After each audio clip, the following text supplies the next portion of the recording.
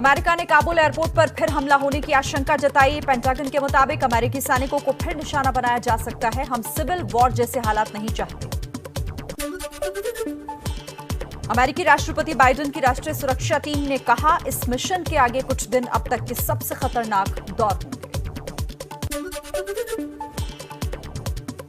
अफगानिस्तान के काबुल एयरपोर्ट पर हुए धमाके में अब तक 13 अमेरिकी सैनिक समेत 170 लोगों की मौत। मरने वालों में करीब 100 लोग अफगान नागरिक। आईएसआईएस के खुरासान गुट ने ली है जिम्मेदारी।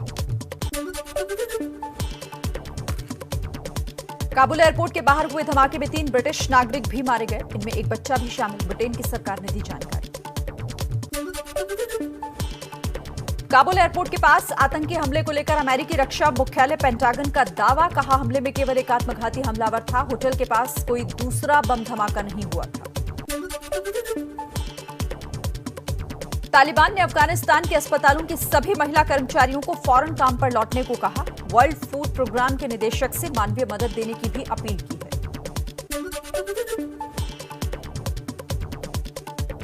पेंटागन के प्रवक्ता जॉन किर्बी ने कहा, काबुल एयरपोर्ट से लोगों को निकालने का अमेरिकी मिशन 31 अगस्त की समय सीमा तक जारी रहेगा। अंतिम मिनट तक लोगों को निकाला जाएगा। काबुल एयरपोर्ट पर ब्लास्ट की जांच करेगा अमेरिका। सूत्रों के मुताबिक राष्ट्रपति बाइडेन ने सैन्य नेताओं को अफगानिस्तान में आईएसआईएस के खिलाफ अभियान शुरू करने का अधिकार दिया। अमेरिका समेत 30 नाटो देशों ने अपने आधे झंडे झुकाए। काबुल हमले में मारे गए अमेरिकी सैनिकों को श्रद्धांजलि दी। अमेरिका में 30 अगस्त तक आधा झंडा झुका रहेगा।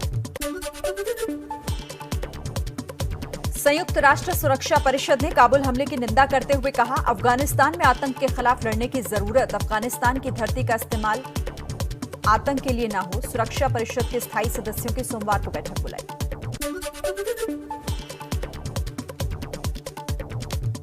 तालिबान के सूत्रों के मुताबिक तुर्की ने काबुल एयरपोर्ट के संचालन के लिए उसका ऑफर स्वीकारा। अल जजीरा चैनल के हवाले से खबर। अफगानिस्तान पर विदेश मंत्रालय का बयान। 260 भारतीयों समेत 550 लोगों को काबुल से निकाला गया। रेस्क्यू ऑपरेशन जारी। भारतीयों को लाना प्राथमिकता। कई देशों से है संपर्क। अफगानिस्तान से लुधियाना पहुंचे अफगान सिखों ने शरण देने के लिए मोदी सरकार को शुक्रिया कहा। बोले, अफगानिस्तान में हालात बेहद खराब। अभी भी वहां के गुरुद्वारों में 100 से ज्यादा सिख और हिंदू फंसे हुए हैं। अफगानिस्तान में तालिबान के कब्जे के बाद ड्राई फ्रूट्स के दाम में जबरदस्त इजाफा। अमृतसर के व्यापारियों ने कहा, आयात ठप है, इसीलिए आने वाले त्योहारों में पूरी नहीं कर पाएंगे डिमांड। सरकार से मदद की गुहार लगाई।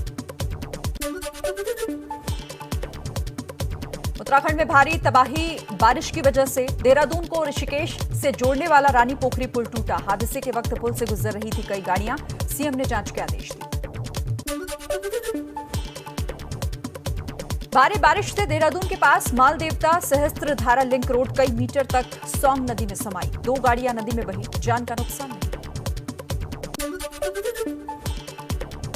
उत्तराखंड के हल्द्वानी में भारी बारिश की वजह से जनजीवन अस्त व्यस्त। लाल कुआं में रेलवे ट्रैक पर पानी भरने से ट्रेनों की आवाजाही ठप हुई।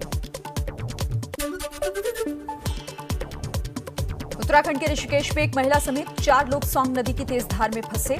एसडीआरएफ की टीम ने जान पर खेलकर बचाया। उत्तराखंड के जोशीमठ में भूस्खलन की वजह से बद्रीनाथ हाईवे बंद। पागल नाला, काली मंदिर और भिनेर पानी में सड़क पर जमा हुआ मलबा।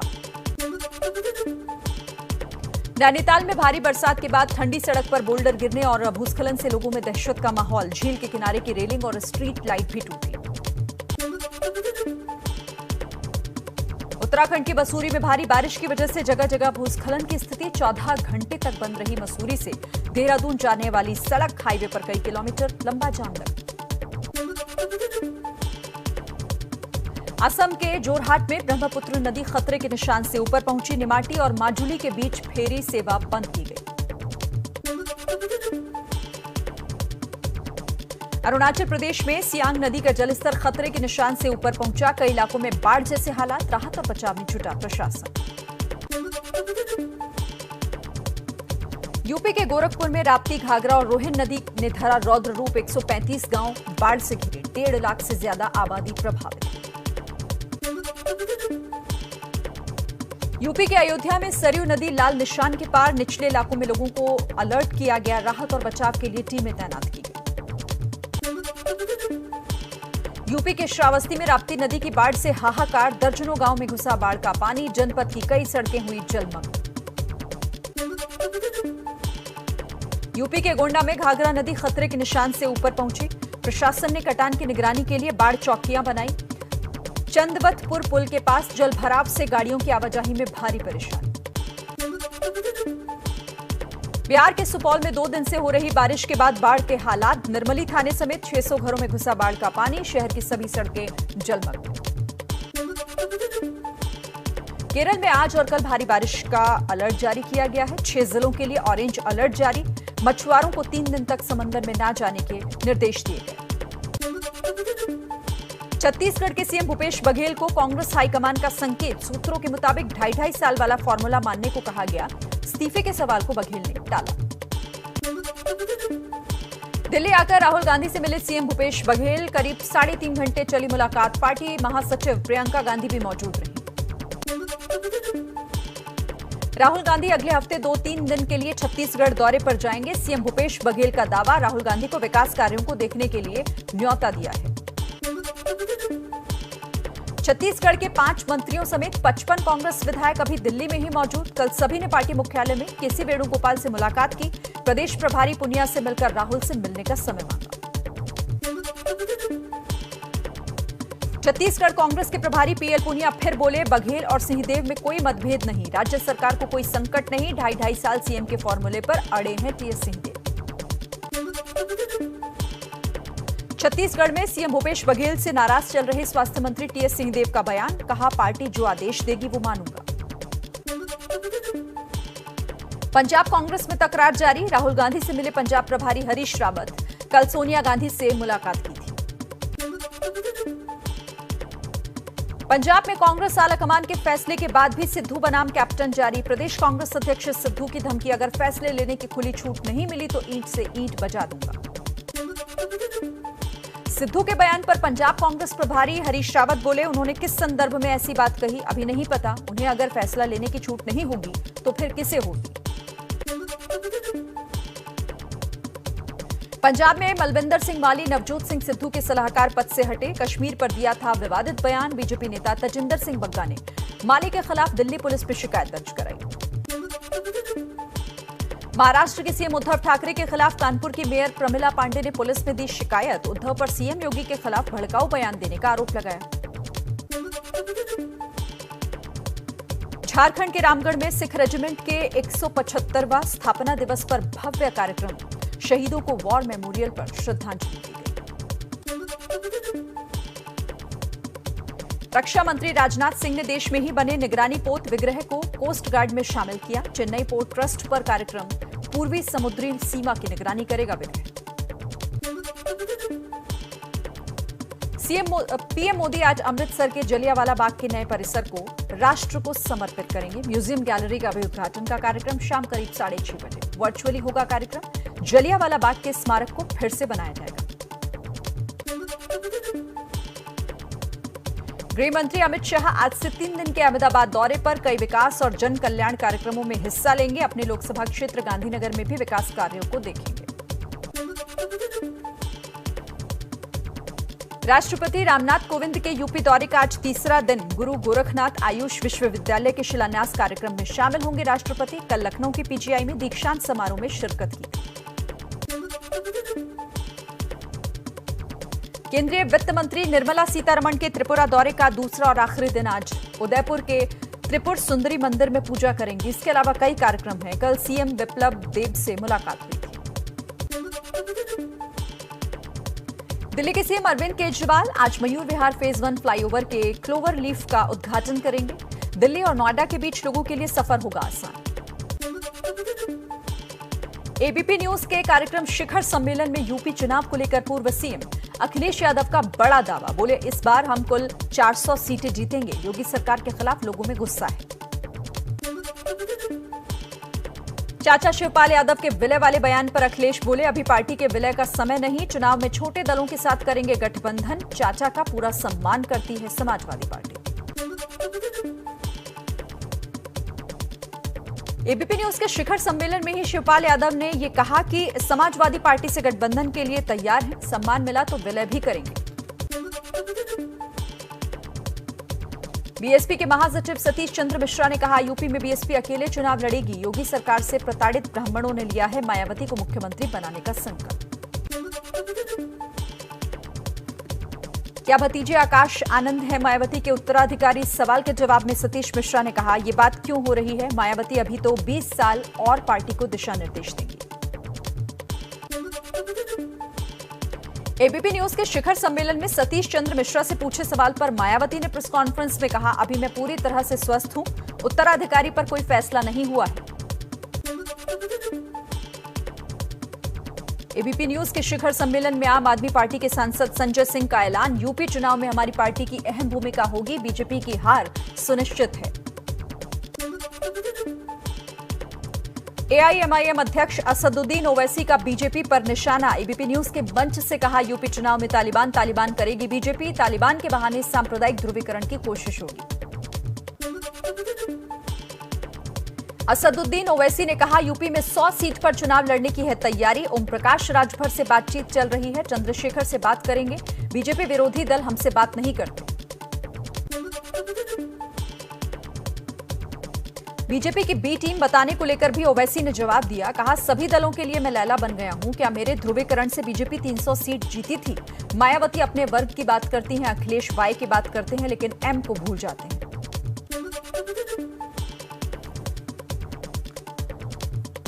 एबीपी न्यूज के शिखर सम्मेलन में अफगानिस्तान के मुद्दे पर ओवैसी ने मोदी सरकार को घेरा, कहा, सरकार वहां अपने हथियार छोड़ आई, वेट एंड वॉच नीति ठीक नहीं, मोदी जी गले लगाना और झप्पी देना बंद करें, नई विदेश नीति की जरूरत बताई। एबीपी न्यूज के शिखर सम्मेलन में भीम आर्मी चीफ चंद्रशेखर आजाद का दावा, यूपी चुनाव में बड़ी ताकत बनकर उभरेंगे, धर्म के नाम पर नहीं मुद्दों पर लड़ेंगे चुनाव, बीजेपी का राम मंदिर कार्ड नहीं चलेगा। सुहेल देव भारतीय समाज पार्टी के अध्यक्ष ओपी राजभर का ऐलान, बीजेपी से किसी हाल में गठबंधन नहीं होगा। ओवैसी लीडर हैं, लोडर नहीं, उभरते हुए नेता हैं, उन्होंने हमारे साथ होने का भरोसा दिया है। एबीपी न्यूज के शिखर सम्मेलन में ओपी राजभर से जब पूछा गया कि योगी, अखिलेश और मायावती में से बेहतर सीएम कौन है, तो राजभर ने जवाब देते हुए मायावती का नाम लिया। एबीपी न्यूज के शिखर सम्मेलन में भारतीय किसान यूनियन के प्रवक्ता राकेश टिकैत बोले, तीनों कृषि कानून रद्द होने तक आंदोलन चलता रहेगा, हम किसी पार्टी का चुनाव प्रचार नहीं कर रहे, लखनऊ का घेराव करेंगे। राहुल गांधी का लगातार मोदी सरकार पर प्रहार, अब ट्वीट कर लिखा, मित्रीकरण की सुनामी, न रोजगार है न आने वाले सालों में होगा, तो आरक्षण का क्या मतलब। कृषि कानूनों को लेकर भी राहुल गांधी ने फिर से मोदी सरकार को घेरा, ट्वीट में लिखा, खेत को रेत नहीं होने देंगे, मित्रों को भेंट नहीं देने देंगे, कृषि विरोधी कानून वापस लो। आगरा के जहरीली शराब कांड को लेकर प्रियंका गांधी ने योगी सरकार से पूछा सवाल, बोली, जहरीली शराब से 13 लोगों की मौत हो गई, शराब माफिया पर क्यों नहीं हो रही है कोई कार्रवाई। समाजवादी पार्टी से बीएसपी में गए पूर्व कैबिनेट मंत्री अंबिका चौधरी की होगी घर वापसी, आज फिर समाजवादी पार्टी में शामिल होंगे अंबिका, 2017 के यूपी चुनाव से पहले बीएसपी में चले गए। मुंबई में केंद्रीय मंत्री नारायण राणे के घर के बाहर प्रदर्शन करने वाले शिव सैनिक मोहसिन शेख को प्रमोशन मिला, शिवसेना ने अपनी युवा सेना का सह सचिव बनाया। यूपी के सीएम योगी आदित्यनाथ ने गोरखपुर के गोरखनाथ मंदिर में भगवान शिव पर का रुद्राभिषेक किया, गोरखधाम के पीठाधीश्वर भी हैं योगी। दिल्ली सरकार ने अभिनेता सोनू सूद को देश के मेंटोर कार्यक्रम का ब्रांड एम्बेसडर बनाया, सीएम केजरीवाल बोले, सोनू सूद की मदद से अच्छे भविष्य के लिए बच्चों को गाइड करेंगे। मुंबई में राजनीति में ओबीसी आरक्षण के मुद्दे पर महाराष्ट्र के सीएम उद्धव सरकार ने की सर्वदलीय बैठक, फडणवीस समेत 27 नेता शामिल हुए, लेकिन नहीं निकला कोई नतीजा, अब 3 सितंबर को फिर से बैठक होगी। एमआईडीसी जमीन घोटाला मामले में ईडी ने एनसीपी नेता एकनाथ खड़से की 5 करोड़ 73 लाख की प्रॉपर्टी को जब्त किया। महाराष्ट्र में नासिक और औरंगाबाद के टमाटर उत्पादक किसानों ने निकाला गुस्सा, सड़क पर फेंके टमाटर, कहा 2 रुपए किलो बेचने से अच्छा यही है कि फेंक दीजिए। लखनऊ में पूर्व आईपीएस अमिताभ ठाकुर को गिरफ्तार किया गया। रेप के आरोपी अतुल राय को बचाने के लिए आपराधिक साजिश रचने का आरोप लगा है। पंजाबी गायक गुरदास मान पर जालंधर में एफआईआर। लाडी शाह को गुरु अमरदास जी का वंश बताकर धार्मिक भावनाओं को आहत करने का आरोप लगा है। देश में पिछले 24 घंटों में कोरोना के 46,759 नए केस दर्ज किए गए। 509 लोगों की जान गई। अभी भी 3.5 लाख से ज्यादा एक्टिव मामले हैं। देश में टीकाकरण का नया रिकॉर्ड। पिछले 24 घंटों में 1 करोड़ से ज्यादा वैक्सीन की डोज दी गई। टीकाकरण का कुल आंकड़ा पहुंचा 62 करोड़ के पार। पीएम मोदी ने टीकाकरण अभियान को सफल बनाने वालों को बधाई दी। ट्वीट कर कहा, रिकॉर्ड टीकाकरण हुआ। एक दिन में 1 करोड़ टीकाकरण महान उपलब्धि है। देश में रिकॉर्ड वैक्सीनेशन की केंद्रीय स्वास्थ्य मंत्री मनसुख मांडविया ने ट्वीट कर दी जानकारी। कहा, स्वास्थ्य कर्मियों का अथक परिश्रम और पीएम मोदी का सबको वैक्सीन, मुफ्त वैक्सीन का दृढ़ संकल्प रंग ला रहा है। महाराष्ट्र टीचर फेडरेशन ने एबीपी न्यूज से कहा, 5 सितंबर तक राज्य के सभी टीचर्स का वैक्सीनेशन होना नामुमकिन। सभी जिलों के कलेक्टर को भेजा गया है सरकारी सर्कुलर, जिसमें वैक्सीनेशन के लिए 5 सितंबर की समय सीमा तय की गई है। केरल में काबू में नहीं आ रहा कोरोना। लगातार तीसरे दिन 30,000 से ज्यादा नए केस सामने आए। 179 मरीजों की मौत। राज्य सरकार ने कहा, घरों में भी मास्क लगाकर रहें लोग। दिल्ली में लगातार दूसरे दिन कोरोना से नहीं हुई एक भी मौत। 24 घंटे में 46 नए मरीज मिले। एक्टिव केस अभी सिर्फ 412। दिल्ली में 1 सितंबर से फिर खुलेंगे school college. Deputy CM Manish Sisodia का ऐलान। 1 सितंबर से 9वीं से 12वीं तक के स्कूल खोलने की इजाजत। दिल्ली के डिप्टी सीएम और शिक्षा मंत्री मनीष सिसोदिया ने कहा, बच्चों को स्कूल आने के लिए बाध्य नहीं किया जाएगा। अभिभावकों की सहमति जरूरी होगी। ऑनलाइन क्लास भी जारी रहेगी। डिप्टी सीएम मनीष सिसोदिया के मुताबिक दिल्ली में स्कूलों के लिए सख्त गाइडलाइंस जारी होगी। कोरोना नियमों का पालन करना होगा। टीचर और स्टाफ को वैक्सीन लगवाना अनिवार्य होगा। मुंबई में अनलॉक के बाद फिर से बढ़ने लगे हैं कोरोना के मामले। पिछले 24 घंटे में 397 नए केस सामने आए तो अब तक 128 डेल्टा प्लस वेरिएंट मामलों की भी पुष्टि। मुंबई में फिर बढ़ते संक्रमण की वजह से अब तक 24 बिल्डिंग हो चुकी हैं सील। महाराष्ट्र के स्वास्थ्य मंत्री बोले, तीसरी लहर से लड़ने की है तैयारी। मुंबई के मेयर ने कहा, तीसरी लहर से बचना है तो लापरवाही बिल्कुल भी ना करें। मुंबई में कोरोना टेस्ट के बाद फर्जी आरटीपीसीआर सर्टिफिकेट देने वाले व्यक्ति को पुलिस ने गिरफ्तार किया। 700 रुपए में बनाता था कोविड नेगेटिव की झूठी रिपोर्ट। 3 महीने से कर रहा था फर्जीवाड़ा। भोपाल में बेरोजगार सिविल इंजीनियर ने परिवार के साथ खुदकुशी की कोशिश की। 2 लोगों की मौत, 2 की हालत नाजुक। आर्थिक तंगी से परेशान था परिवार। मुंबई से सटे भिवंडी में कपड़े, प्लास्टिक और कागज के गोदाम में लगी भीषण आग। दमकल की गाड़ी आग बुझाने में जुटी। हादसे में कोई जख्मी नहीं हुआ। बिजनौर के यश अस्पताल में घुसे तेंदुए के 3 शावक। वन विभाग ने लोगों को शाम में अकेले बाहर नहीं निकलने की सलाह दी। नजीबाबाद के यश हॉस्पिटल की घटना।